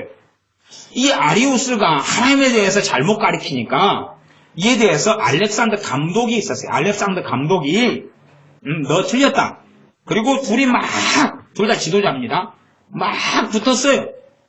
붙어다가 이제 그것이 너무 문제가 되니까 당시에 313년에 콘스탄틴 로마의 황제가 기독교를 봉인했습니다. 그 다음에 공적인 핍박이 멈췄습니다. 그걸 보면서 안 되겠어서 그러면 내가 돈 되겠다. 차비 되겠다. 그 다음에 숙박비 다 되겠다. 회의할 비용을 되겠다. 회의하려면 그 먼 데서 다 모여야 돼요. 그러면 교회 감독들, 장로들 모여라. 대표자들 모여라. 내가 이걸 가지고 회의해라. 근데 사실은 이 콘스탄티는 누구 편이냐 그러면 아리우스 편이거든요. 그걸 아셔야 돼요. 아리우스 편이에요. 모여서 회의를 했어요. 그래서 오랜 시간을 회의를 했는데 뭐 하루 이틀 3일이 아니에요. 기본 몇 달입니다. 그래서 그때 니케아 회의를 했어요. 니케아 회의를 했는데 문제는 아리우스하고 이제 누구하고 싸우는 거냐 그러면 알렉산더가 성경을 가지고 논증하는 것이면서 모든 목회자들이나 주의종 감독과 장로들이 들으면서 보는 것이에요. 그리고 함께 참여하는 것입니다. 근데 핵심 인물은 알렉산더가 돌아가셔 버렸어요. 그러니까 이제 알렉산더는 지금 삼일째 하나님, 우리가 믿는 그 삼일째 하나님을 믿고 주장하는 사람이었습니다. 그 양반이 돌아가시니까 이제 아리우스밖에 없는, 회의로 모였는데 당사자가 돌아가셔가지고 어떻게 하겠어요? 때를 잘못 만나 돌아가셨죠. 그러니까 이제 아리우스가 주장하는 이단 사설이 있어요. 아리우스, 하나님에 대한 이단 사설. 그래서 어떻게 할 것이냐 하다가 그 당시에 그 회의에 서기를 맡은 젊은 집사님이 있어요. 전혀 알려지지 않는 무명의 사람, 아타나시우스라는 사람이 있습니다. 아타나시우스가 내가 그러면 저 양반하고 대항해서 성경에서 말씀하는 하나님에 대한 논증하겠다. 그리고 아타나시우스하고 붙었어요. 아타나시우스는 무명이에요. 아무도 몰라요. 알아주지도 않고 권력도 없어요. 더구나 콘스탄티는 누구 편에 붙어있냐 그러면 이 아리우스 편에 붙어있어요. 권력이. 그래서 성경을 가지고 논증하고 이야기해서 우리가 지금 믿는 삼일째 하나님에 대한 신학의 근간을 아타나시우스가 놓았어요. 왜냐하면 아타나시우스가 이겼거든요. 근데 이긴 다음에 권력에 대항했잖아요. 유배 보내버렸어요. 아타나시 유배 갔어요. 응? 그러다가 다시 돌아왔어요. 돌아와서 다시 성경을 가지고 또 삼일째 아리우스하고 또 붙었어요. 또 논쟁했어요. 이겼어요. 또 유배 갔어요. 몇 번 유배 갔습니다. 그래서 그때 당시에 로마 사회에는 전 세계가 아타나시우스 싫어한다. 니 오면 또 맨날 성경과 논증하지만 니 유배야. 그렇게 몇 차례를 아타나시우스가 유배에 당하면서 삼일째 하나님에 대해서 말씀 전하고 증거하고 아타나시와 싸우고 그리고 니케아 신경을 통하여 우리가 지금 믿는 삼일째 하나님에 대해서 나온 거예요. 이게 교회사의 기본이에요. 기본. 그런데 정신 나간 어떤 사람들은 그러잖아요. 콘스탄틴이 삼일째 하나님을 만들었다고. 그 양반은 아리우스 주의를 만들고 싶어 했단 말이에요. 성경을 모르는 무식한 사람이 콘스탄틴이니까 기독교는 하나님이 그를 세우셔가지고 종교의 자유를 주고 기독교를 공인했어요. 하나님 쓴 사람이에요. 근데 그 사람은 성경을 몰라요. 얼마나 모르는가 그러면요. 당시에 이상한 가르침들이 많았는데 그 가운데 하나가 세례받은 다음에 죄 지으면 지옥 간다는 거예요. 그러니까 이 콘스탄틴이 천국 가고 싶어요? 지옥 가고 싶어요? 근데 죄는 짓고 싶어요? 안 짓고 싶어요? 이쁜 여자는 다 데리고 살고 싶고 그러죠. 한계인데 세례를 안 받았어요. 갖고 이제 세례 받아야 또 천국 가고 구원 받아요. 그때 또 이상한, 이렇게 성경이 그만큼 신약성기 정경이 확립이 안 되니까 그런 거예요. 그냥 구원은 받고 싶지. 세례 안 받으면 또 구원 못 받지. 그러니까 세례 받는 날을 잡아놨어요. 죽기 전. 죽기 딱 직전. 그런데 콘스탄틴이 복을 받았어요. 아니, 사람이 예상하고 죽습니까? 갑자기 죽어버리잖아요. 근데 콘스탄틴은요, 세례 받을 시간이 있었어요. 하고 죽기 전에 세례 받았어요. 천국까지 지옥 갔을까요? 몰라요. 나중에 천국에 찾아봐가지고 없으면 지옥에 있는 거겠죠? 나중에 찾아보세요. 하고 정보 보내주세요. 근데 어쨌든 콘스탄틴은 하나님을 사용하셨어요. 그 사람이 말씀이 없는 사람이 무슨 하나님에 대해서 무슨 성경 구절이 있어야 논증을 하겠어요. 콘스탄틴이 와가지고 내가 황제니라. 난 이렇게 믿는다. 성경 어디 근거로요? 몰라. 그러면 쪽팔리지요. 안 그렇습니까? 콘스탄틴이 삼일째 하나님 교리를 만들 수가 없어요. 로마 카톨릭 시대도 아니고. 참 그때가 이미 로마 카톨릭이라는 둥 뭐라는 둥 콘스탄틴이 삼일째 하나님 만들었다는 둥 이상한 이야기 하는데 진짜 가만히 있으면 성무당에 사람 잡는다고 그냥 중간만 갈 텐데 참 깝깝해요. 근데요 무식한 사람들은 무식한 이야기를 듣기를 좋아해요. 미련한 사람들은 이상한 이야기 듣고 그냥 맞다 그러는 거예요. 뭐 사도행전에 대해 사도신경에 대해서도 로마 카톨릭이 만든 거다. 사도신경요 이미 100년 넘어서부터 사용하고 있었거든요. 그건 세례문답으로 사용했어요. 100년 넘어가지고. 로마 카톨릭요 핍박받는 시대고 로마 가톨릭은 존재하지도 않았어요. 이상한 이야기 하는 거예요. 이미 공시가 돼서 일반적으로 사도신경에 사용된 게 200년이에요. 참 하여튼 좀 모르면 책이라도 몇 권 사가지고 보든지, 소설책 보지 말고 드라마 보지 말고 핸드폰 요금 조금 줄이고 책 몇 권 사면 될 거 아니에요. 그거 역사의 객관적인 데이터는 나와 있어요. 그냥 정신이 헷갈리는 사람이 여기서 조금 저기서 조금 갖다 장난치는 책들도 있지만 역사는 객관적인 데이터가 많이 나와 있어요. 책이 많이 적어져가지고 그런 거 못 속이는 거예요. 그런 거 무식한 사람은 속아 넘어가는 것입니다. 그래서 이상한 이해는 이상한 정보들을 가지고 근거로 삼아가지고 헷갈아가는 건 좋은 것 같아요. 그래서 이런 성경이 하나님에 대해서 싹 모아가지고 이제 니케아 회의 때 삼일체 하나님에 대한 것을 정돈을 하고 아타나시우스가 대항해서 말씀의 하나님은 아리우스 장로 당신이 이야기하는 하나님이 아니다. 그리고 이제 대항해서 이 무명의 사람이 말씀을 통해 승리하는 데까지가 정말로 고난의 역경의 길을 걸어갑니다. 아무도 후원해 주지 않고 단지 하나님만 그 사람 편에 대해서 고난의 길을 걸어가서 마침내 이 삼일체 하나님에 대한 성경적인 것을 회의하고 논의하고 기도하고 하면서 정돈하게 됩니다. 그게 니케아 회의고 니케아 회의일 때 니케아 신경이 나와요. 그 이후로 좀 더 발전하는 과정이 있습니다만 근원적인 건 지금 우리가 믿는 삼일체 하나님 그대로인 것입니다. 근데 그런 것 자체도 이해 못 해버리면 참 난장판입니다. 근데 그런 건 기본이고 이제 기본이고 아니 하나님에 대한 이해가 기본 아니에요? 기본 중에 기본 아니에요? 그걸 교리라고 이야기해버리면은 나는 어떻게 말해야 될지 모르겠어요. 아들 하나님 대신 그리스도에 대한 말씀, 성령 하나님에 대한 말씀, 아버지 하나님에 대한 말씀이 기본 아니에요? 기본? 그 다음에 이분이 어떻게 우리를 구원하시는가? 구원에 대한 말씀이 기본 아니에요? 구원에 대한 말씀이 신약부터 구약까지 많이 있을 거 아니에요? 신약 성경을 모아도 많잖아요.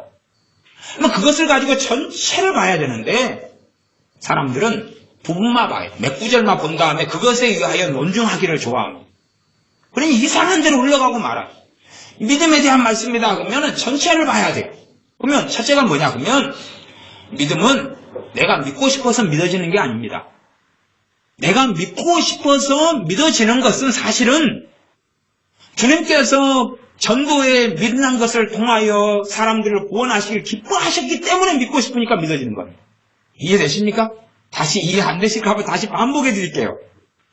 내가 믿고 싶어서 믿어진 게 아니고 내가 믿고자 할 때 구원하시기를 기뻐하시는 하나님께서 그것이 하나님의 뜻이기 때문에 구원 얻는 믿음을 주시는 것이다 그 말이에요.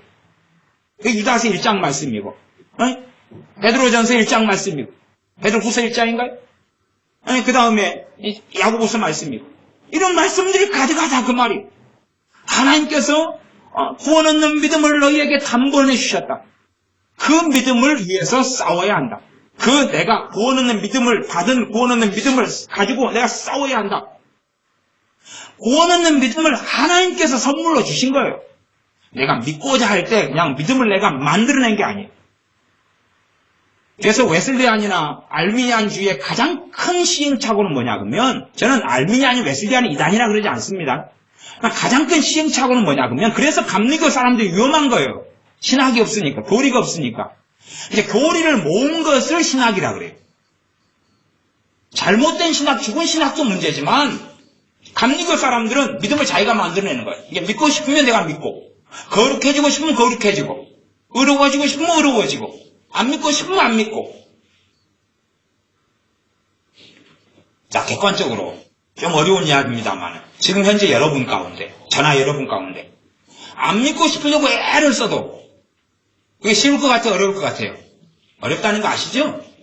여러분아 이말 성령님께서 헛소리 하지 마 정신 차려 참여하자. 안 믿고 싶어도 주님을 부인하고 싶어도 쉽지 않은 거 알잖아요. 주님을 부인하려고 그래도 아주 먼 길을 가야 됩니다. 저기 영적인 병이 들어가지고 중병이 돼서 깔딱깔딱 해가지고 끝까지 가야 돼요. 이제 끝까지 가가지고 이제 깍 하고 사망인 거예요. 에? 그런 거지. 안 믿고 싶다 해서 그게 뭐 쉬운 줄 압니까? 단지 믿고자 할 때 믿을 수 있는 것은 그건 아버지의 구원하시고자 하는 사랑이고 긍휼이 있다고 명백하게 성경에 밝혔기 때문이에요.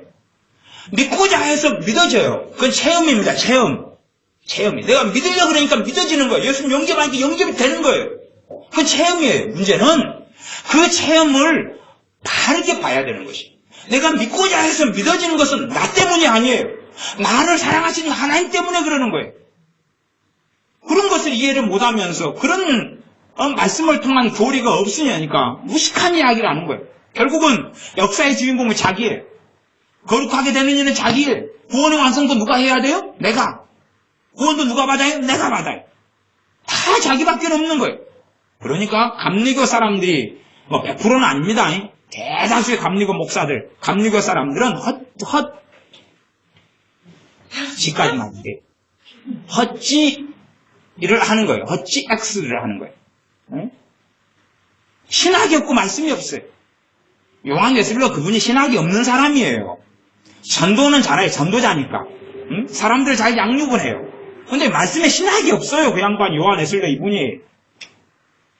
요한 웨슬리에 대한 좀 책들 좀 많이 보고 살펴보면 신학이 없는 사람이라는 걸 알 수 있어요. 신학이 없는 사람. 단지 그 사람은요, 과거의 알메니우스주의라는 그 신학을 좀 받아들인 거예요. 자기 게 아니라. 그러니까 요한 웨슬리를 알메니안주의자다 그러는 거예요. 그러나 신학이 없어요. 성령의 역사와 은혜를 받고 전도는 시작하고 그러지만 나중에 죽을 때나 돼가지고야 하나님의 은혜에 대한 걸 좀 깨닫고 죽습니다. 그때나 돼가지고 그래. 80이 넘어가지고. 그렇기 때문에 사실은 우리가 하나님의 말씀의 바른 기초 속에 들어가는 너무 중요해요. 일단은 이제 성경을 좀 봐보고 말씀을 마무리해 가겠습니다. 히브리서 6장을 봤었습니다. 6장 1절입니다. 그러므로 우리가 그리스도의 초보를 버리고 그 말은 over, 뛰어넘어가지고 진짜로 버리라는 이야기가 아니고 통달해가지고 그런 거예요. 통달해가지고 마스터해가지고 그러니까 여러분이 가정주부의 초보다. 그럼 초보 가정주부는 밥하는 걸 먼저 배우겠죠? 밥하는 거. 이게 밥하는 걸 마스터해라 그 말이에요. 마스터해라. 가정주부 20년에서 아직도 밥도 못하면 어떻게 하겠냐? 그런 거예요. 우리 지연이 회사 부장님이 있대요. 회사 이제 그 플라자의 장이에요. 장 그분이 그래도 겸손하시니까 아침 되면 직원들을 위해서 밥을 한대요. 에?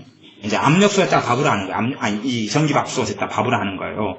근데 이제 일하는 직원이 자기까지 해가지고 4명이에요. 4명 밥은 이제 대강 해왔어요. 4명 밥은. 근데 이제 요즘에 시험에 든 거예요. 왜 시험에 든냐 그러면 직원이 한 명 더 들어왔겠어요. 신입사원이. 5명이 되니까 이 플라자장 이분이 얘기를 하고 있어요. 지금. 미안해요.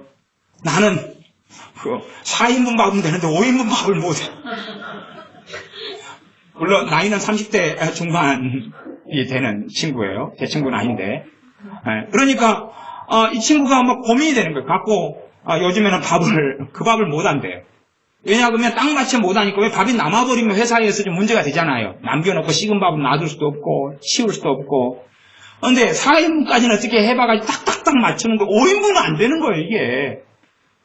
그러니까 이게 나이가 이제 30대 중후반이 돼가지고 시험 때죠. 시험 때. 그런 것처럼 그리스도도의 초보, 도는 뭐냐 그러면 이걸 영어로는 독트린이다. 독트린, 도그마. 뭐냐 그러면 교리예요. 교리.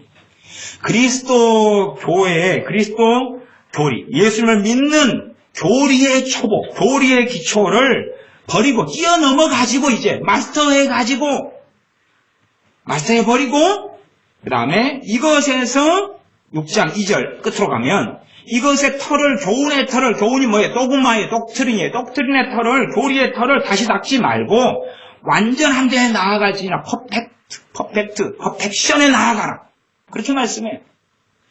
이게 지금 이 초보적인 것을 한 6가지를 지금 이야기하고 있습니다. 6가지. 그리스도 예수를 믿는 교리의 초보적인 것 6가지. 이를 이야기하면서 이걸 뛰어넘어가지고 이제 마스터해가지고 더 깊은데 더 완전한데 나아가라. 6가지에 대해서는 제가 몇 차례에 걸쳐서 설교를 했었습니다. 물론 다 완벽한 설교를 못했습니다. 그러면 첫째는 뭐냐 그러면 죽은 행실을 회개함. 이게 죽은 행실이 뭡니까? 그냥 행실이 아니라 죽은 행실이라는 이야기는 하나님 뜻대로 안 산 거. 죄 짓고 산 거. 이것을 뭐 한 거요? 회개. 그러니까 회개에 대한 교리예요. 회개에 대한 독트린이에요. 회개의 도그마, 회개의 교리입니다. 회개가 무엇인지 알아야 된다는 이야기. 회개가 무엇인지 알아야 되는 거예요. 뭐 회개를 알려면 성경에 특별히 뭐 구약을 빼놓고라도 신약에서 회개한 사람들 좀 모아놓으면 될 거 아니에요. 회개에 대한 말씀들도 모아놓고, 그렇죠? 그다음에 회개한 객관적인 진리를 모아놓는 거예요. 그러면 회개. 그러면 이제 어디 회개부터 보면 될까요? 일단 한편 강도 회개, 그죠? 사마리아 여자의 회개, 또 저기 세리장 삭개오의 회개, 부터 시작해서 모아놓으면 되는 거예요. 모아놓으면 나아가서 어떤 회개도 있냐 그러면 중풍병자의 회개도 있어요. 중풍병자는 저 용서해달라고 안 그랬어요, 그죠? 중풍병 때문에 그를 아는 사람들이 누군지 몰라도 데리고 왔어요. 근데 주님께서 너의 죄를 사하노라 그러신 거예요. 그것 때문에 옛날에 유행했던 드라마가 생긴 거예요. 너의 죄를 사하노라. 그리고 뭐 겨울 동안가 가을 동안가 뭐 애선가 주님께서 너의 죄를 사하노라 그러셨어요. 그것도 회개지요.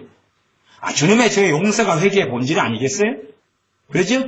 주님께서 죄를 용서해 주시는 게 회개의 본질이에요.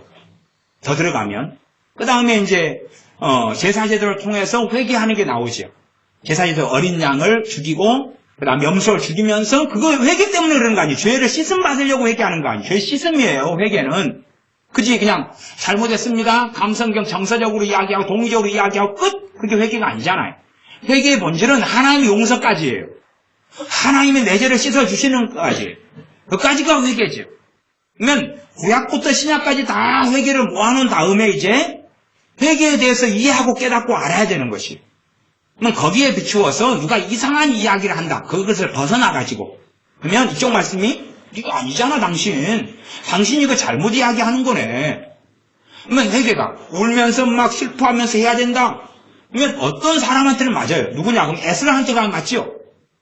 느헤미야한테 가도 맞아요. 그죠? 그러나 안 맞는 사람들도 많이 있어요. 사마리 여인이 막 울면서 막 회개했어요? 안 했죠. 그냥 바로 기쁨으로 들어갔죠. 사마리아 성에 벨리 집사님이 전도한 다음에 막 울면서 통곡하면서 가슴을 치고 막 뒹굴고 그랬어요? 안 그랬어요? 안 그랬죠? 사마리아 성의 회개도. 그 다음에 세례 요한이 말씀한 회개의 세례. 이렇게 회개에서 이야기하는 그거. 이런 게 다 모아가지고 회개의 전체적인 모습이 이제 보여야지 되는 거예요. 그 다음에 그래야지만이 회개에 대해서 어느 정도 알고 마스터해 가는 거다 그 말이에요. 근데 유감스럽게 요즘에 나오는 많은 책들이나 회개에 대한 가르침들은 성경의 일부를 가지고 그쪽만 강조하는 경향이 있어요. 그쪽만 강조하는 경향이 있어요. 그러니까 잘못된 곳을 쉽게 가죠. 그러나 성경을 가지고 설명하고 이야기하니까 잘못된 줄 잘 모른다 그 말이에요. 그게 몰라서는 되는 게 아니고 다른 말씀들이 떠올라야 돼요. 떠올라야 돼요. 누가 잘못된 설교를 하면 이 말씀이 일어나면서 목사님 그거 잘못되게 이야기하시는데요. 그래요. 거꾸로 미혹에 대한 잘못된 가르침을 갖는 사람들도요. 가령 사도 신경은 로마 카톨릭이 만들었다. 그래서 그 시험 들어가지고 사도신경 안 하는 사람이 한국에 많습니다. 사도신경 한 사람이다 이상한 거예요 이제. 그런 업계는 주장이 많습니다.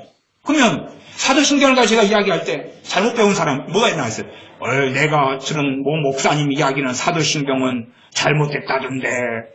공경례라 쓰면 안 되고 처녀라 쓰라던데 공교회라 쓰면 안 되고 거룩한 공회라 쓰면 안 되고 그건 거룩한 공회의 뜻은 가톨릭 교회 뜻이니까 그러면 안 된다던데 가톨릭이 만들었다는데 그리고 그러니까 잘못된 미혹에 들어간 사람은 잘못된 게 튀어오르는 거예요. 튀어올라.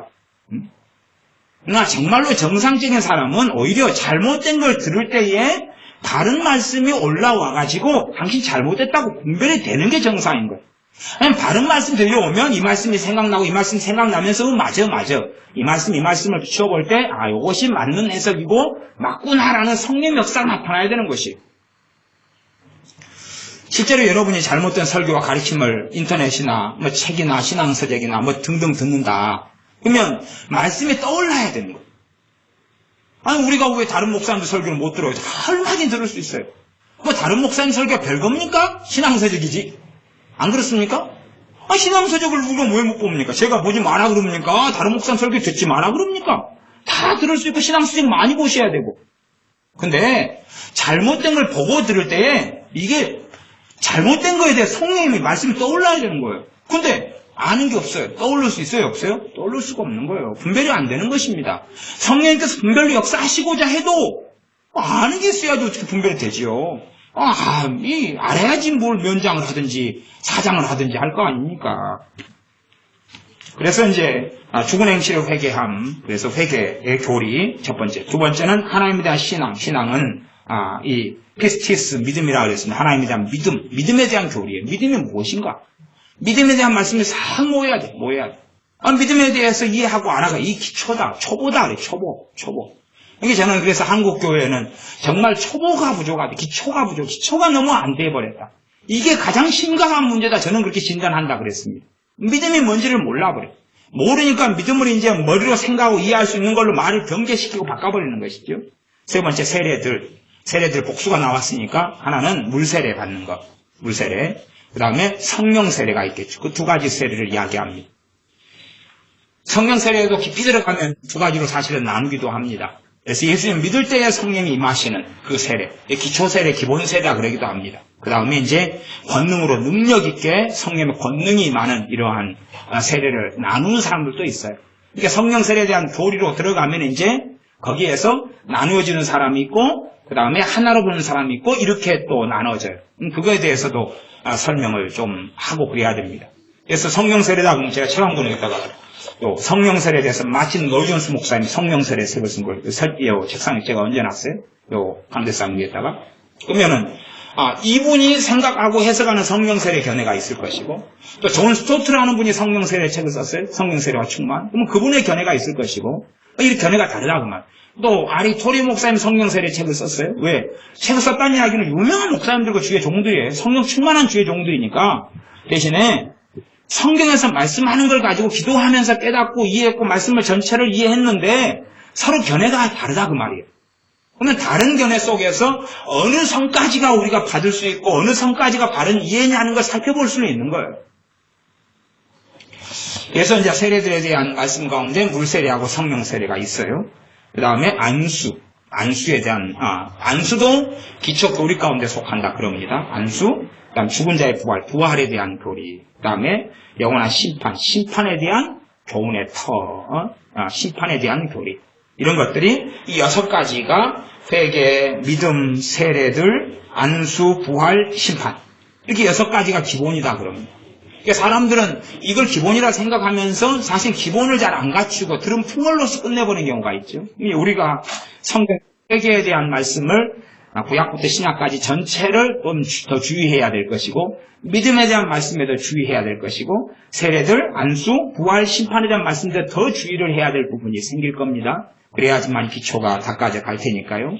이거에 대해 설명하려고 제가 본문을 정한 건 아닙니다. 이렇게 이 기초의 교리들이 있고 그다음 독트린 이 교리라는 것이 이걸 다른 번역 성경 NIV 같은 건 teaching 가르침이라고 번역했는데 저는 독트린이라고 번역한 킹제임스 버전을 더 따릅니다. 교리가 맞아요. 본질적으로 그냥 가르침들 그렇게 해석해도 큰 문제는 없습니다만은 그러나 좀 무게감 자체가 틀리죠. 그러면 하나님 말씀의 교리에 대해서 우리가 한 주제에 대해서 싹 모여가지고 정리되고 정돈되면서 깨달아가고 알아가고 그렇게 할 때 그게 교리예요. 교리. 교리는 그런 면에서 당연히 중요한 것이죠. 교리의 본질. 교리에 그래서 뜻도 모르는 사람들이 교리를 무시하고 터부시하고 그러는 거예요. 단지 그들이 무시하고 터부시하는 건 간단하겠죠. 교리에 대한 황당한 주장만 좀 들은 거예요. 다른 교리에 대한 가르침을 듣기보다는 황당한 교리에 대한 이야기를 들은 다음에 교리 못 써. 나빠. 뗐지.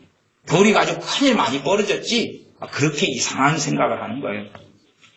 아니 예를 들어서 예정이 있어요. 그러면 감리교는 예정에 대해서 이해가 안 되니까 어떤 식의 예정론을 가지냐 하면 감리교는요. 예지 예정을 합니다. 예지 예정. 하나님은 예지 예정했다는 거예요. 예지 예정이 뭐냐 하면 예지는 미리 알고 그 다음에 정했다는 거예요. 그러니까 감리교의 구원론이 어떤지 아세요? 구원론의 가장 기초는 예정론입니다. 성경에 예정에 나와 있어요. 이게 예정을 무시하고 안 믿을 문제가 아니에요. 아니 말씀에 있는데 왜 안 믿어야 돼요? 믿어야죠. 근데 감리교 예정은 예지 예정이에요. 그러면 이제 감리교에 설명하면, 감리교도들이 자기들도 믿고 있는 게 뭔지를 모르는 사람도 있어요. 그건 뭐냐, 그러면, 감리교의 예지 예정은 뭐냐, 그러면, 내가 이제, 우리 세연이가 있다. 그럼 세연이가 이제 딱 보니까 89살까지 사는 거예요. 그래서 이제 하나님이 세연이가 지금 19살인데, 태어날 때 이미 89살까지 따라가 본 거예요. 보니까, 13살에 남 있네? 알았어. 그래. 너 선택. 너 13살에 믿게 되는 걸 내가 알았어. 선택. 이 예지 예정이. 어떤 사람을 보니까 75살에 돌아가셔요. 근데 따라가 보니까, 70살에 회개하고 예수 믿는 거예요. 너 10살에. 알았어. 너 예정했어. 내가 추격해 보니까 너 10살에 믿어. 그게 예지 예정이에요. 좀 이상하지 않아요? 황당하죠? 그건 운명론이에요. 운명론. 그러면은 기도할 필요가 있어요, 없어요?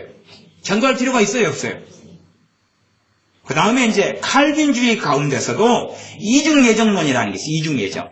이게 이중예정도요, 잘 설명하고 바르게 다루면은 큰 문제가 없어요.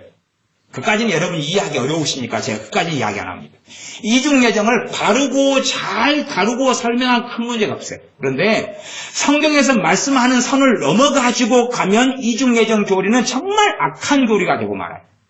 이중예정이라는 뭐냐 그러면 하나님의 천국 갈 자를 구원받을 자 선택해놓고 지옥 갈 자를 선택해놨다는 거예요.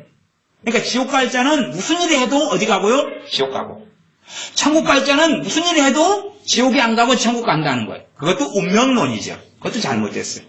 하나님의 예정은 말씀을 통한 예정이에요. 말씀 통한 예정이고 하나님은 누구나 다 구원하시고 싶어 하시는 예정이에요. 그런 부분을 전체로 성경을 모아놓은 다음에 이해를 해야지 맞는 거예요. 그러면 간단하게 가룟 유다가 과연 그는 타락하기로 예정됐느냐? 그럴 때에 칼빈주의 원조는 칼빈 목사님이니까 칼빈 목사님의 그에 대한 주석을 달하는 거 제가 말씀드리면 칼빈 목사님은 가룟 유다에 대해서 그는 타락하기로 예정된 사람이 아니다. 그가 타락의 길로 접어들고 주님을 부인했기 때문에 그는 타락하게 된 것이다. 그렇게 했어요.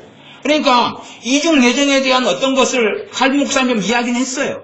그러나 예정론에 대한 그것이 그의 전부는 아니에요. 타락하기로 예정되어 있지 않다고 이야기해요. 가룟 유다나 할지라도.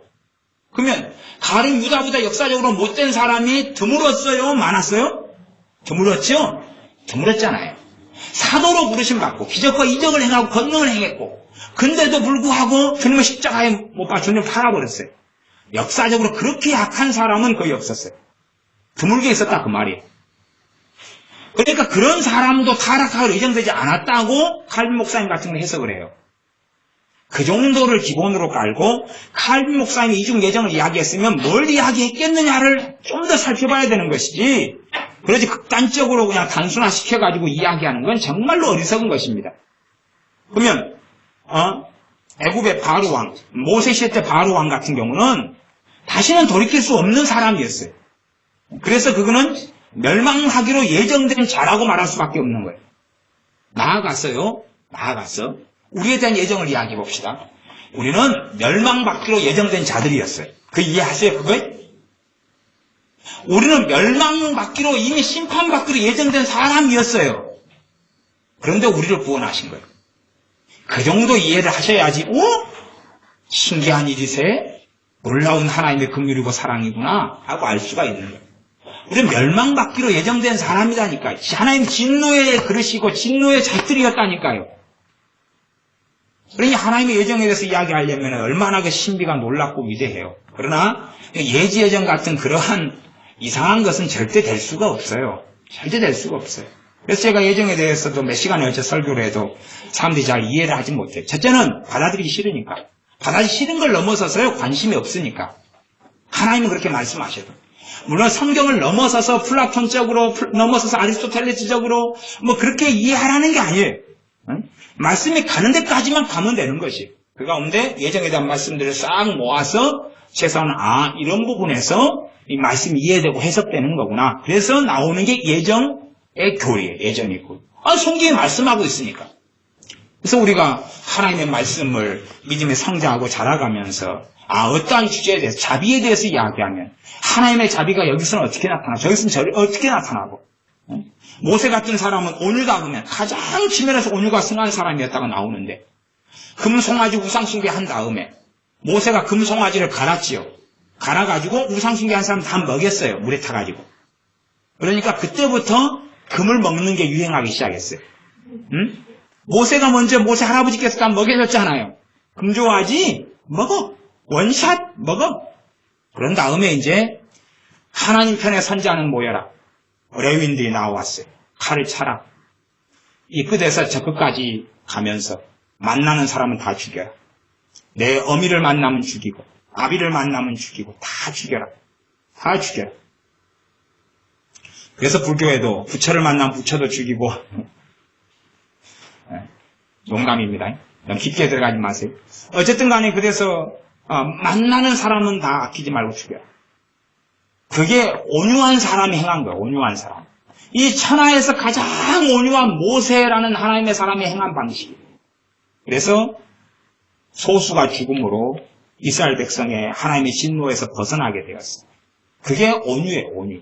온유의 얼굴을 보려면 주님께서 나는 온유하고 겸손하니 그 온유하신 분이 성전을 어떻게 뒤집어 엎어버리셨는지, 온유하신 그분께서 예루살렘 성전에 대하여 돌 위에 돌 하나도 남지 않고 무너뜨리리라 선언하셨는지, 그런까지 전반적으로 볼 수 있어야 온유가 무엇이라는 걸 좀 알 수 있고, 온유에 대한 말씀들, 이걸 교리다 그러죠. 전체가 모여가지고 해석되어지고 이해되어지는 것, 이걸 갖춰가는 것입니다. 그래서 시간이 되어질 때 이제 오늘이 교리란 무엇인가 말씀을 전했으니 교리의 중요성이라고 볼 수 있는데, 그래서 시간이 되어지면서 교리에 대해서 하나의 교리가 예정 가지고 이야기하려면 10시간 해도 부족해요. 근데 예정을 가지고 예정의 교리 이야기하면 한두 시간. 그러니까 여러분이 나머지는 다 대부분 여러분의 과제물로 다 넘어갈 거예요. 평생의 과업이 될 수도 있겠죠. 그래서 교리에 대해서 시간 되는 대로 조금씩 살펴보려고 그럽니다. 기도하겠습니다. 아버지 하나님, 우리가 한 성경 한 구절, 내가 좋아하는 성경, 내가 좋아하는 구절에 빠지는 것이 아니라 하나님의 말씀을 66권 전체를 살펴보면서 온유다면 온유에 대해서 무엇이라고 말씀하셨는지, 사랑이라면 사랑에 대하여 전반적으로 말씀하신 것들이 무엇인지에 대한 전반적이고 지혜적이고 통찰이 있는 그러한 이해를 가지게 하여 주시옵소서. 그리함으로 하나님의 바른 말씀을 통한 교리 위에 우리가 기반하여 서서 하나님을 알아가며 하나님을 섬겨가는 우리가 되게 하여 주시옵소서. 예수님의 이름으로 기도하옵나이다. 아멘. 기도하겠습니다.